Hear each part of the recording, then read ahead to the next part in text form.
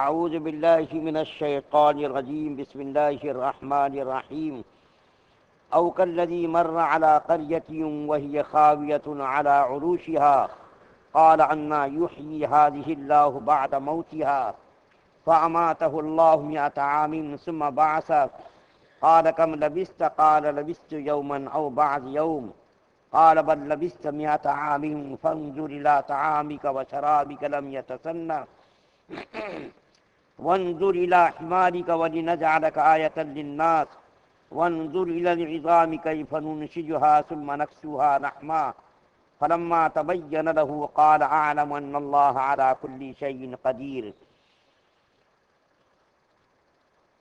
یا تم کو اس طرح کا قصہ بھی معلوم ہے جیسے ایک شخص تھا کہ ایک بستی پر ایسی حالت میں اس کا گزر ہوا کہ اس کے مکانات اپنی چھتوں پر گر گئے تھے۔ کہنے لگا کہ اللہ تعالیٰ اس بستی کے مردوں کو اس کے مرنے کے بعد کس کیفیت سے زندہ کریں گے؟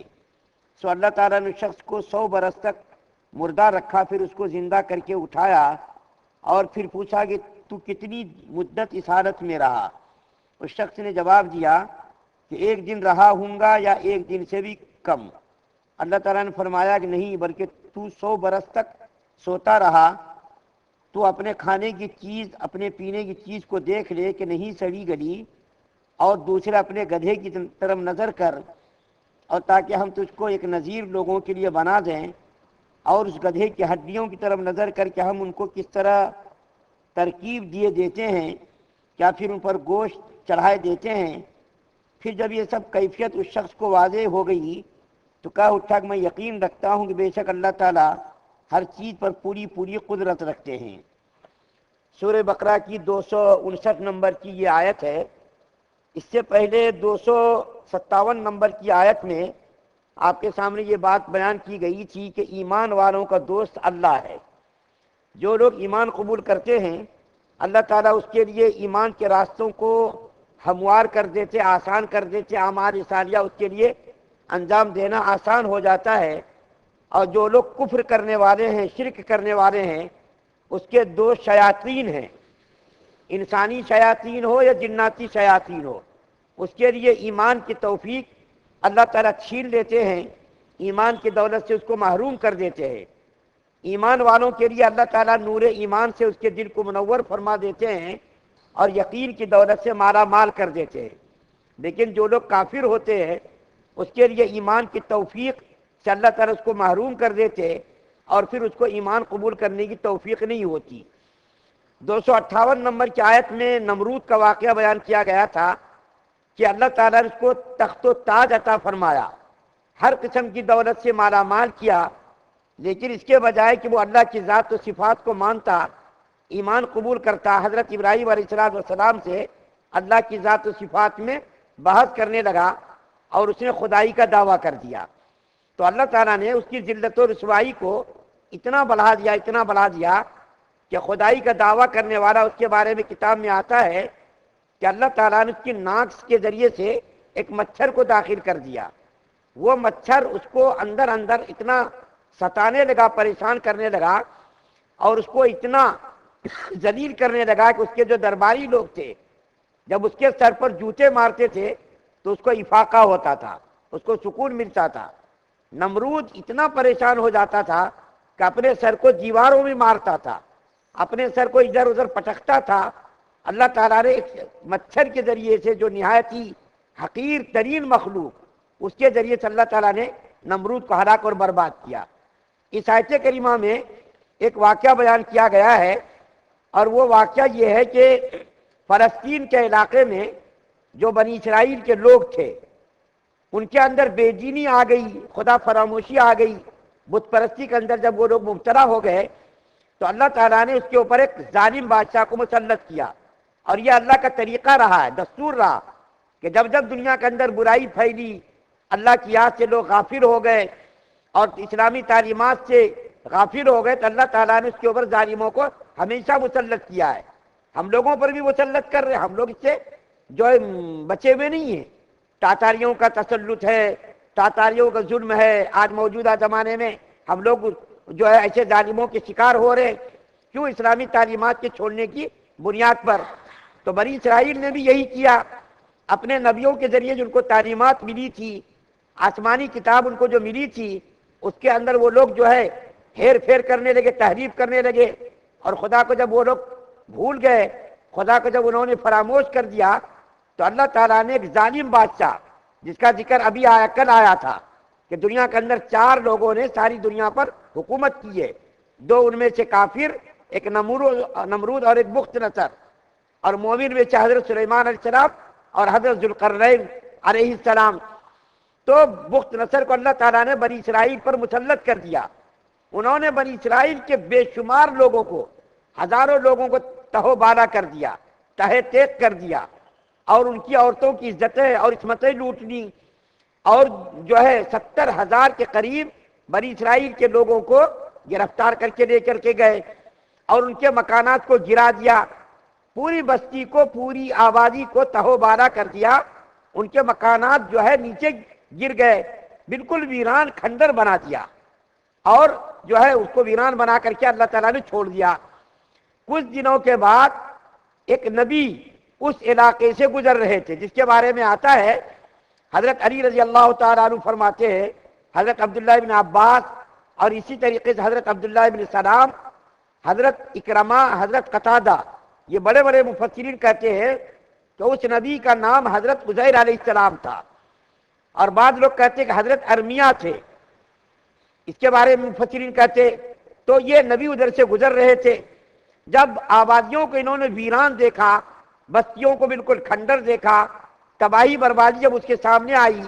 سطح بالکل زمین بوس ہو گئی تھی، تو انہوں نے بطور تعجب، شک کے نہیں، شک الگ ہوتا، تعجب الگ ہوتا، دونوں کے اندر فرق ہے، بطور تعجب کے انہوں نے کہا، یا اللہ تو مرنے کے بعد دوبارہ کیسا زندہ کرے گا مردوں کو؟ اس کے دل کے اندر ایک تعجب ہوا، تو اللہ تعالیٰ نے ان کے اوپر موت کو طاری کر دیا۔ ان کے ساتھ کھانا تھا، انگور، انجیر، پانی، سواری کے لیے گدھا تھا اس کے ساتھ، تو اللہ تعالیٰ نے اس کے اوپر موت کو طاری کر دیا۔ 100 سال تک وہ سوتے رہے، 100 سال تک وہ بالکل آرام کرتے رہے، کسی آدمی کی اس کے اوپر نظر نہیں پڑی، بس سوتے رہے۔ گدھا بھی مر گیا، کھانے پینے کا سامان بالکل صحیح سالم تھا، ان کے اوپر موت طاری ہو گئی، گدھا بھی مر گیا، کھانے پینے کا سامان برابر ٹھیک ٹھاک تھا۔ 70 سال کے بعد وہ ویران بستی کو اللہ تعالیٰ نے پھر سے پر رونق بنا دیا، پھر سے آبادیاں وہاں آ گئی، لوگ آ کر کے بسنے لگے۔ 100 سال کے بعد اللہ تعالیٰ نے حضرت عزیر علیہ السلام کو اٹھایا، اور اٹھا کر کے جب ادھر ادھر دیکھا انہوں نے کہ کھانا پانی تو سب ٹھیک ٹھاک ہے، گدھا جو ہے مرا ہوا ہے، آبادی بالکل پر رونق ہو گئی ہے، ویرانی جو ہے آبادی سے تبدیل ہو گئی، تو اللہ تعالیٰ نے پوچھا ان سے کہ تم کتنی دیر سوئے؟ جب یہ سوئے تھے تو اشراق کا وقت تھا، اور جب یہ اٹھے تو سورج غروب ہونے لگا تھا۔ تو انہوں نے سوچا، آنکھ کو مل مل کر کے یوں دیکھا کہ اب تو سورج غروب ہو رہا، میں شاید اشراق کے وقت یعنی صبح کے وقت سویا تھا۔ تو اللہ نے پوچھا کہ تم کتنی دیر سوئے؟ انہوں نے کہا 1 دن یا 1 دن سے بھی کم، 1 دن یا 1 دن سے بھی کم۔ تو اللہ تعالیٰ نے کہا نہیں، تم 100 سال تک سوتے رہے، تم اپنے کھانے کو دیکھو، یہ اللہ تعالیٰ کی قدرت کا نظام ہے، کھانے کو دیکھو، پانی کو دیکھو، کھانے کے اندر کوئی بدبو نہیں آئی، نہ سڑن آئی ہے نہ بدبو آئی ہے، پانی بھی ٹھیک ٹھاک ہے۔ یہاں 5-6 دن اگر کنڈیوں کو نہ آدمی صاف کر اس کے اندر کیڑے ہو جاتے، بدبو ہو جاتی، لیکن کھانا بھی بالکل صحیح سالم تھا اور پانی بھی بالکل صحیح سالم تھا۔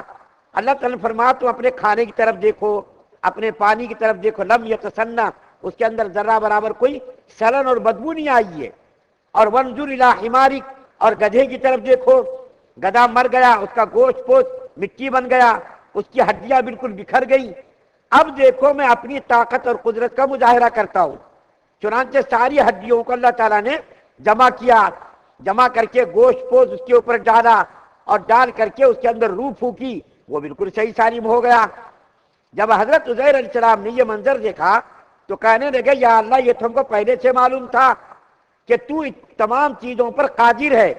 مرنے کے بعد زندہ کرنے پر بھی قادر ہے۔ یہ شک و شبہ کی بنیاد پر انہوں نے نہیں کہا تھا، بلکہ کیفیت کیسا اللہ زندہ کریں گے، زندہ کرنے کی کیفیت کیا ہوگی، اس کیفیت کو یہ معلوم کرنا چاہتے تھے۔ ان کو تو یقین تھا، نبی تھے، نبی کے یقین سے ہمارا اور آپ کا یقین تو مضبوط نہیں ہو سکتا۔ انہوں نے کیفیت کو معلوم کرنا چاہا، مشاہدہ کرنا چاہا کہ قیامت کے دن اللہ تعالیٰ مردوں کو کیسا زندہ کریں گے، ہم اس کو اپنی آنکھوں سے دیکھنا چاہتے ہیں۔ تو اللہ تعالیٰ نے ان لوگوں کا رد فرمایا جن کا یقین نہیں ہے۔ بہت سارے لوگ آج بھی کہتے ہیں مرنے کے بعد ہم کو جینا ہونا کچھ بھی نہیں ہے، آخرت کا کوئی تصور نہیں۔ بہت سارے لوگ کہتے ہیں کہ آخرت کچھ بھی نہیں ہے، جو کچھ ہے دنیا ہے، جو کچھ لطف اندوز ہونا دنیا سے ہو جانا، یہاں کی ہر چیز سے فائدہ اٹھا لینا، مرنے اڑنے کے بعد جینا ہونا کچھ بھی نہیں ہے۔ تو اس کے لیے بھی اس کے اندر سبق ہے کہ دیکھو اللہ تعالیٰ نے 100 سال تک ایک نبی کو مارے رکھا اور اس کے گدھے کو بھی مار دیا، اور مارنے کے بعد پھر اللہ تعالیٰ نے گدھے کو بھی زندہ کیا، نبی کو بھی زندہ کیا۔ کھانے کے اندر ذرا بھی کوئی شرم نہیں ہے۔ قدرت دیکھیے کہ جو خدا اس کو مار سکتا تھا، جو خدا مارنے کے بعد اس کو زندہ کرنے کی طاقت رکھتا، کھانے کے اندر بھی سڑن ہو سکتی تھی، کھانا بھی سل کر کے ختم ہو جاتا سکتا تھا، لیکن اللہ تعالیٰ نے بطور نمونہ رکھا کہ دیکھو میں ان چیزوں پر بھی قادر ہوں۔ کھانے کے اندر سڑن بھی نہیں آ سکتی ہے، اور کھانا خراب بھی نہیں ہو سکتا، پانی خراب بھی نہیں ہو سکتا، میں اس پر بھی قادر ہوں۔ اور اللہ کیا فرماتی ہے آیت کریمہ کے اندر، وَلِنَجْعَلَكَ آیَةً لِلنَّاسِ،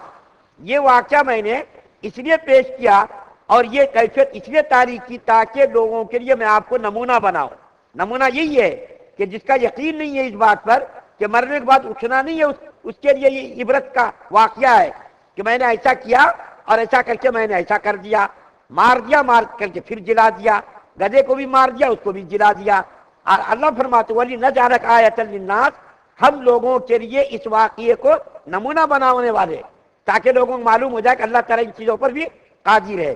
ایک اور واقعہ اس کے بعد یعنی 260 نمبر کی آیت میں بھی حضرت ابراہیم علیہ السلام کا اسی قسم کا ایک واقعہ ہے کہ حضرت ابراہیم علیہ السلام نے بھی اللہ سے یہی پوچھا تھا، یا اللہ مردوں کو کیسا زندہ کریں گے آپ دکھا دیجئے۔